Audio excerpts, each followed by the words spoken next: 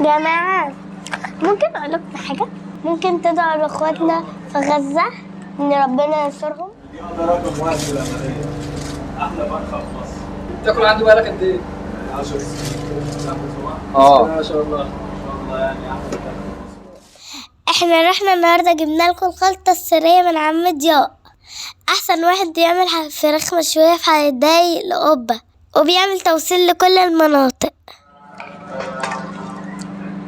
واو.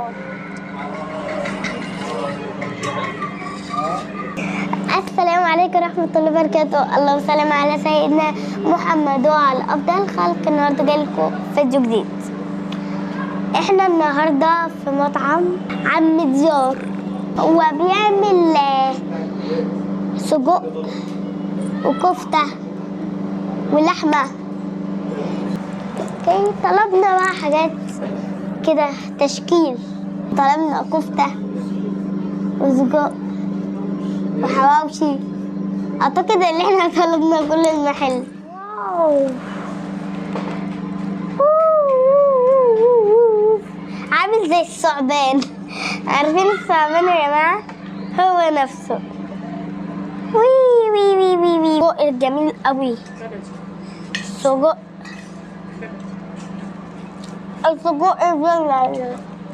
بلدي يا جماعة.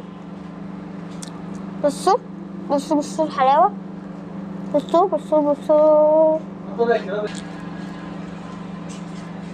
شكله إيه بقى؟ لا، حلوة الحلاوة دي.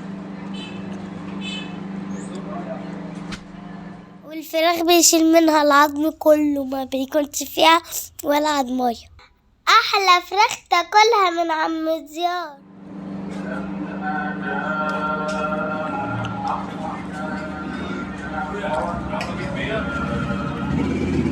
لا، حلوة. والكفتة حلوين برضو شوية.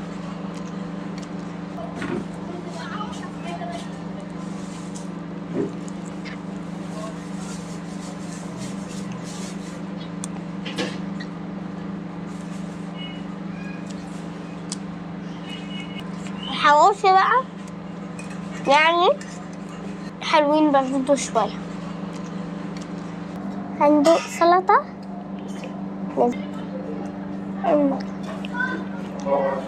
حلوة قوي. حلوة السلطة دي. عنده عروض حلوة.